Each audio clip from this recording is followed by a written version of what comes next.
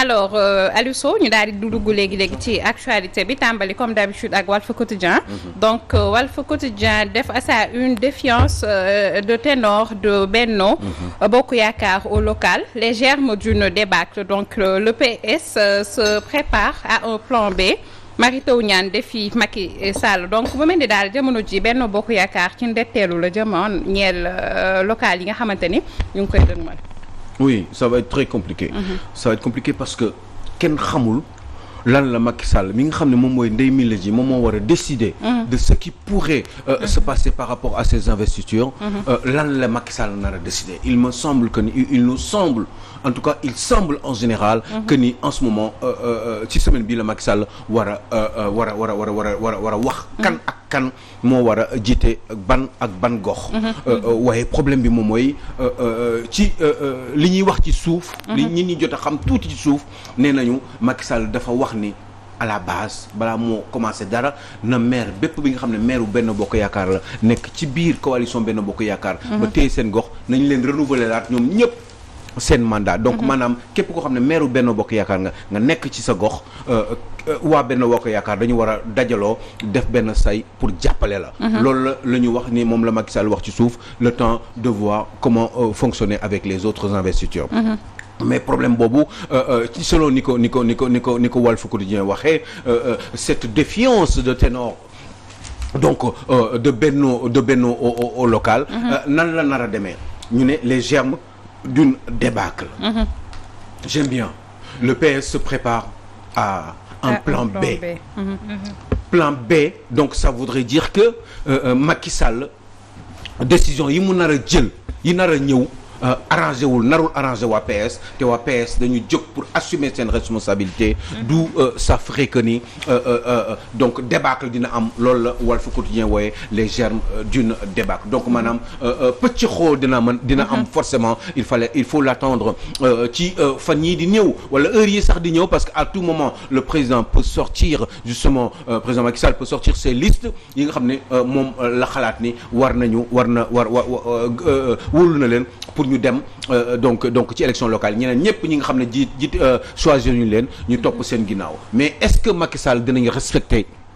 moom le président Macky Sall gars yi li mu wax dinañ ko respecter d'abord ci PS mais surtout aussi à l'intérieur de son propre parti. mais si PS boobu sax Aliou Sow Vox Populi def ci dikk mu mel ni ci benn circulaire bu nga xamante ni moom secrétaire général bu parti bi lee bind na ko di Aminata Mbengue Ndiaye mi ngi xam ne ni que il faut ñu amal li nga xamante ne moo di responsabilité waaye compagnonnage ak fidélité ñeel le président Sall mu mel ni nag jamono ji kàddu yooyu bëri na jur na débat bu baax a baax au sein du Parti socialiste. Oui, day indi problème parce que de réflexion parce que dañu ne quand même comme ndox ak suukar la ñu jóg pour nekk ñoom ensemble forcément dañ ko war a mën a assumer ci seen biir ba trouver une solution finale par rapport à justement l'avenir de ces investitures là donc est-ce que Aminata Mbengue Ndiaye dina continuer di mën a garder sa fidélité comme l'avait voulu ou l'avait souhaité Ousmane Tanor Dieng aux côtés du président Macky Sall ba lépp lu Macky Sall wax mu def ko loolu mooy question bi je ne pense pas parce que de toute façon n'importe comment à un moment donné Aminata Mbengue Ndiaye bu ko ne di forcer loolu dina am ñoo xam ne ci biir Parti socialiste dinañ ko ne loolu munu fee nekk parce que dina compliqué trop parce que am na ñoo xam ne ay maires socialistes lañu boo demee Popenguine c'est la même chose. Joal ndaw soosu ministre du pétrole mi ngi fa bëgg. ñëw pour récupérer mairie bi. ci loxo socialiste yi. boo demee à Kaffrine. Abdoulaye Seydou Sow c'est pareil mi ngi bëgg récupérer mairie bi ci loxo Abdoulaye Wilane mi nga xam ne amatul doole ba pare dafa bàyyoo amatul dafa loolu.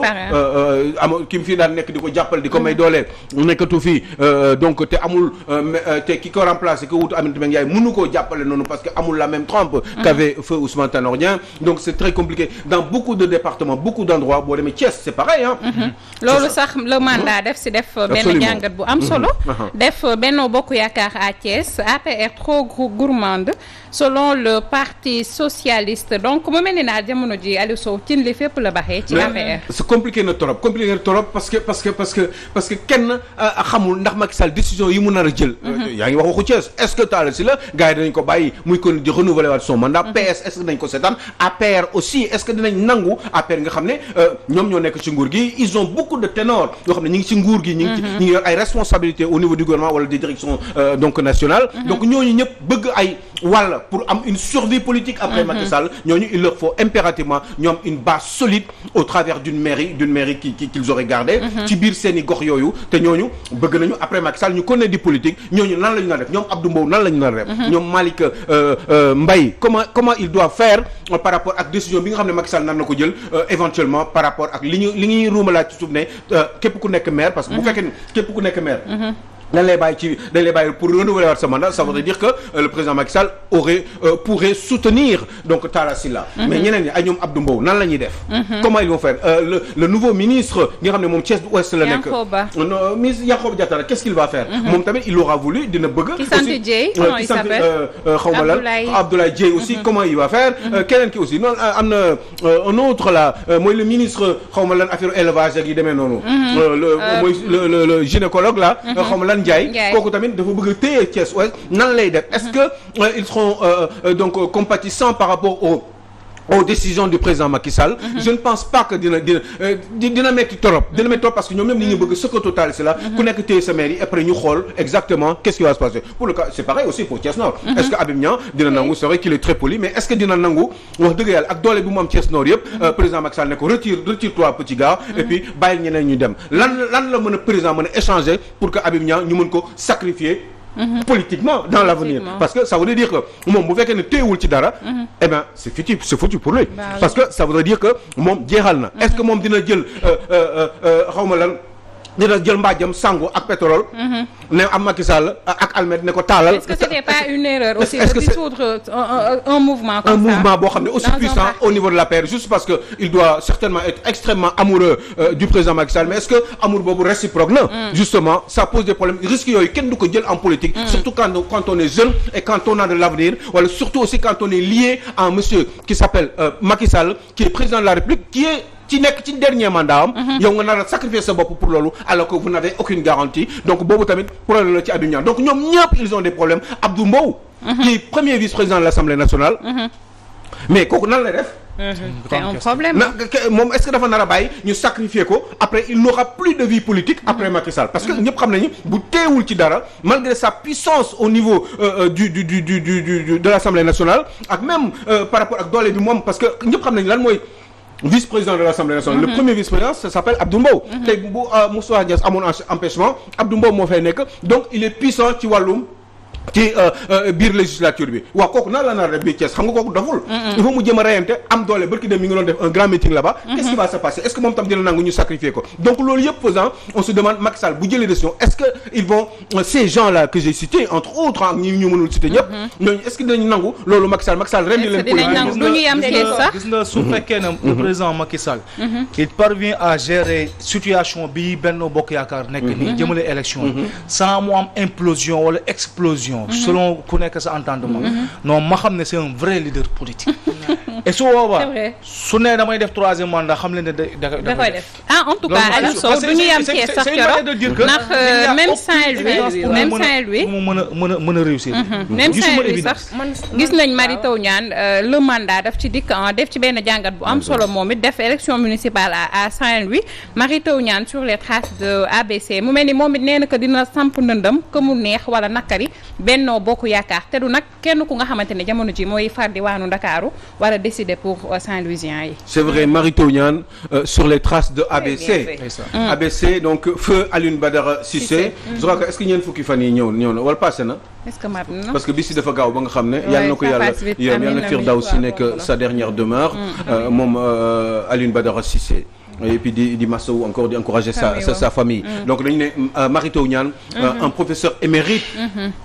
donc à l'université de Gaston Berger ancien ministre de l'enseignement supérieur nga xam ne dañ ko beddi teg ko de côté même réunion APR ak réunion Benno Bokk Yaakaar dañ koy teg de côté booletuñ ko ci dara kooku moo xool di muñ ak ay njoñam ak ñi ànd ak moom bëgg ko ak ay soppeem xool ba yàgg ne ñoom lii mënatuñ ko ne di ko supporter ñëw ne léegi ñoom moom par force day jóg day nekk candidat parce que même moom bu mënoon ko ne di muñ sax liñ humiliation yi muy subir eh bien ñi nekk ci wetam mënatuñ ko supporter nee nañ ko il faut que moom mu bokk parce que lii mënul continuer ba pare nee nañu il est inconcevable et inadmissible que justement ñii di décider ñoo ñoo war a nekk donc kan moo war a nekk maire kan moo war a nekk candidat à Saint-Louis ñooñu nekk ba Dakar di jël seen i stylo ak seen feuille di bind di décider ñen ñoo war a nekk mais nee na loolu mënu ko d'accord mais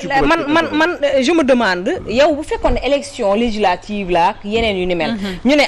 parti bi kat nan daw yëri li nga xam ne ni moom mooy leader yi ngir mën leen a teg ci bopp gi ñu teewaleen ca l'Assemblée nationale ngir di leen yëkkatil ay loxo ak di leen tegal waaye li nga xam ne moom mooy élection maire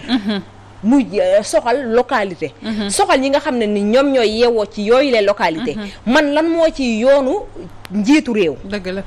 ci njiitu réew ba mu war a tracé kii mooy toog fii kii mooy toog ba réeru ak fëllaxoo bi am seen diggante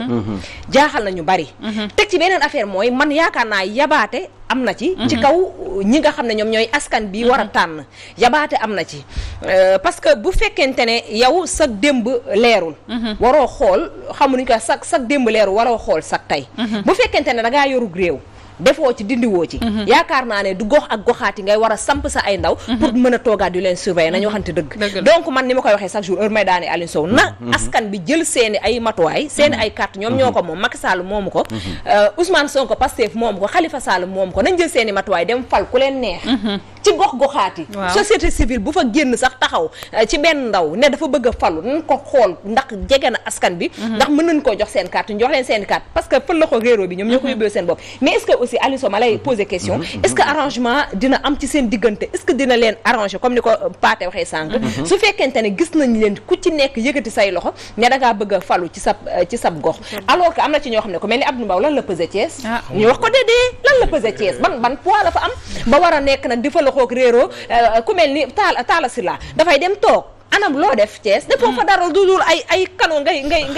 inauguré ñeneen ak ñeneen jeunesse baa ngi fi ñoom ñi ngi toog bëgg a falu donc nag président Macky Sall waccax ay loxoom ci mbir mi te baleen ñi nga xam ne ñoom ñoo ñu dem envers askan bi choisir ana ñan ñooy seeni ay leader ñu bàyyi leen ñu wëyal ñu dëgg xam nga non tu as tout à fait raison Thioro mais xam nga on est en politique te kuy wax politique mooy da ngay jéem a rassembler le maximum ci sa bord pour am le maximum de suffrage léegi nag yow yaay toog say stratégie bopp léegi dafa am benn groupe boo xam ne ça s'appelle Benno Bokk Yaakaar te ñëpp nee nañu ki koy jiite moom mooy wane yoon te kooku benn tur la am mooy le président Macky Sall donc forcément loolu du mën a ñàkk maintenant il faut ñeneen ñi nga xam ne ñoom nekk ci biir ñu assumer seen responsabilité est-ce que dañuy nangu loolu waa ji di wax mooy seen patron Benno Bokk Yaakaar wala est-ce que dañuy fippu ne ñoom aussi dañuy assumer seen responsabilité dooguma la yàlla bu la yàlla dox mais ci temps Ablaye Wade parce que su ma fàttalikoo tuuti amoon na comme nii pëccëxoog réeroo bi am nii ñëpp naan président Macky Sall ñu koy comme ni ñu koy defee leader yi ni ñuy defee les yeux doux à président Macky Sall pour mu jéem leen a teg ci bopp gox-goxaat yooyu est-ce que amoon na temps Ablaye Wade est-ce que aussi amoon na temps Abdou Diouf ak ba mu amee nan la demee woon xam nga aussi non yooyu yàgg na di am sauf que dafa gën a yaatu léegi et puis dañ ko mën gën di seetlu à cause de réseaux sociaux yi léegi yooyu moo gën a feeñ mais yooyu amoon na ba pare ñun dañu gën a yokk aussi Sénégal y a 15 ans on était y a 20 ans 25 ans on était Sénégal moitié bi la woon yaa ngi dégg ay moins de 10 millions la ñu woon léegi dañu gën a yokk donc ba pare réseaux sociaux yi gën a yokk moyens de communication yi gën a gaaw donc forcément yooyu dañ koy gën di gis mais information gën a gaaw loolu moo tax nga koy gën di gis mais xam nga aussi dama leen daan wax fii benn wax mais bon vous avez bon am ñoo xam ne aussi ils étaient pas contents parce que il disait que ni bon waa ji machin xam nga yooyu noonu di critiquer yoo xam ne amul vraiment sens duñu critiquer mu dans le fond xam nga dama quand je vous disais que ni c'est ñoom ñëpp c'est des coalitions d'hypocrites quand je dis ça ñu teg ay affaires ma leen di wax ñu wane fi Bougane ak Sonko ma leen le baiser du diable yaa ngi dégg ñu wax ànd yeewu askan wi avant Bougane di am on a vu Pastef Ndakaaru sursoir ses activités mais est-ce que vous vous souvenez que je vous disais que ni c'est des coalitions d'hypocrites seen intérêt rek la ñu que dañuy calculer xam nga ban exemple ngeen di seeti fàttaliku leen ku ko fàttalikul ma wax fàttali leen ko Benno Siggil Sénégal wallaay y avait une quarantaine de partis politiques mais ñaari leader la amoon yu garaaw ci biir yoo xam ne ñoom ñoo tënkoon loolu ak seeni partis yu ndaw yi ñaar ñooñu c'était Moussa Niass ak Ousmane Tanor Dieng ñu ne léegi élection présidentielle yi kenn du nekk candidat ñu définir benn profil candidat ni mu war a nuru mais candidat boobu profil bi ñu dessiné ñaar nit lay nurool Ousmane Tanor Dieng ak Moustapha Niasse léegi bi ñu demee noonu ba ci biir Khalifa Sall Cheikh Bamba Dièye ñeneen ñëpp nangu xar yëpp topp leen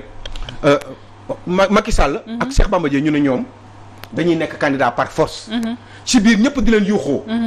Khalifa Macky Sall ne leen man damay nekk candidat par force te du ma génn Benno Siggil Sénégal Cheikh Bamba Dièye wax la même chose ne leen ñun ñëpp profil bi ngeen dessiné c'est pour Moustapha Niasse wala pour Ousmane Tanor Dieng dama bëgg ngeen arrêté ko ñun ñëpp képp ku fa war a nekk candidat wala ñu def ay primaire ak yu demee noonu ñu fexe ñooñu ñëpp après tey jii ci mu ginnaaw Macky Sall lañu topp ñoom li ñu bëggoon amul finalement parce que li ñu yaakaaroon ni Moustapha Niasse ak kii rek ñoo war a négocier donc loolu moo dal Sonko ak Khalifa Sall man gëm naa ni man tey Sonko ak Khalifa Sall ci ginnaaw Sonko la war a nekk d'accord parce que Sonko moo ko ëpp doole ñu ni ci réew mi nii Sonko moo ëpp doole Khalifa Sall mais pourquoi Khalifa Sall di ko jël parce que juste ancienneté bi la ñuy wax ci politique moo ko gën a yàgg ci politique parce que moo ko mag parce que soi-disant moo ko ëpp expérience mais su ko ëppoon expérience am na bu doon expérience kese Sonko du jël 3e élection présidentielle tey Sonko moo waroon jiite coalition de l'opposition lépp ba pare am il est considéré comme le chef de l'opposition mais moo ko waroon jiite keneen waru ko woon def est-ce que tamit bu fekkonte ne 2019 yooyu Khalifa Sall mi ngi fi woon samp ndëndam est-ce que Ousmane Sonko dina am 15% yooyu ko def tey jii chef de l'opposition mais des questions mais bu fekkee ni taxawu Ndakaaru kese la Dakar dafa am Tamba dafa am Guinaw Rail dafa am Thiès dafa am Koumpentoum dafa am Ouro Sogui waxtu wi xoj nañu foofu moo tax ma leen Ousmane Sonko mais Ousmane Sonko moo waroon nekk chef de l'opposition moo waroon décider donc Khalifa Sall à mon avis dafa négocier ak moom parce que daf ko xeeb dafa xalaat ni au dernier moment Ousmane dina topp ci ginnaawam mais en réalité moo tax ma leen ne wax c'est une coalition d'hypocrite parce que li ñuy xalaat ñoom dans le fond kenn waxu ko sa morom ay ca am na solo Aliou Sow mënoo bëggoon nañ dem ci le soleil mais waxtu wi moo ñu xoj il y a trop de choses à dire mais on y reviendra naturellement en espérant que j'ai bien travaillé oui j'allais répondre à ça je suis pas allé très loin mais góorgóorlu naa tuuti am na solo ñu jaajëfal la maman Henriette la sista Néné maman Khady Seck maman Gisèle Goudiaby ak suñu papa Ousmane Sow Assane Gueye ak tata Fatima Samoura ak keneen ki ngay wax. Kéwé Diallo xarit bi Kéwé Diallo à Bargny ma lay bëggee bu baax a baax. femme bu baax femme bu am courage femme bu mën a ñafe am na solo. téléspectateur ñu jëlee léegi ma tout de suite.